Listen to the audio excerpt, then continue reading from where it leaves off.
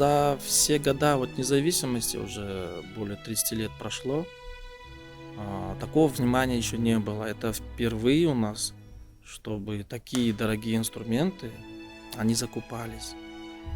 И для культуры это очень важно, потому что все начинается с культуры. Играя на инструментах хороших, профессиональных, оркестр уже и звучит по-другому, более мягче, более музыка прозрачная идет. И можно конкурировать и с другими именитыми профессиональными оркестрами.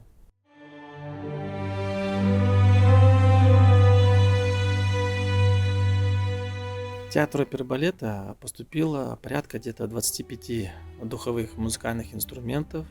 Среди них деревянные духовые инструменты, флейта, гобой, кларнет, фаготы. Также и медные духовые инструменты, трубы, валторны, тромбоны и туба.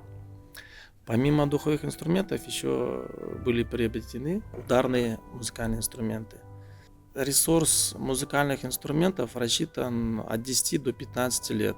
К сожалению, наши инструменты, они уже выработали свой срок, уже практически второй срок они вырабатывают. То, что старые, все-таки идет выработка механизмов, компрессия теряется, ржавчины, коррозии появляются. И из-за этого, естественно, уже звуки, те, которые нужно было взять, сыграть, исполнить красиво партию свою, уже какие-то трудности, естественно, идут.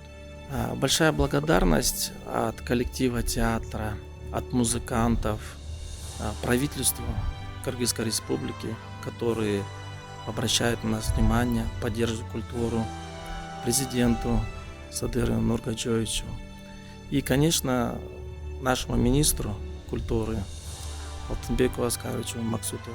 Большое спасибо.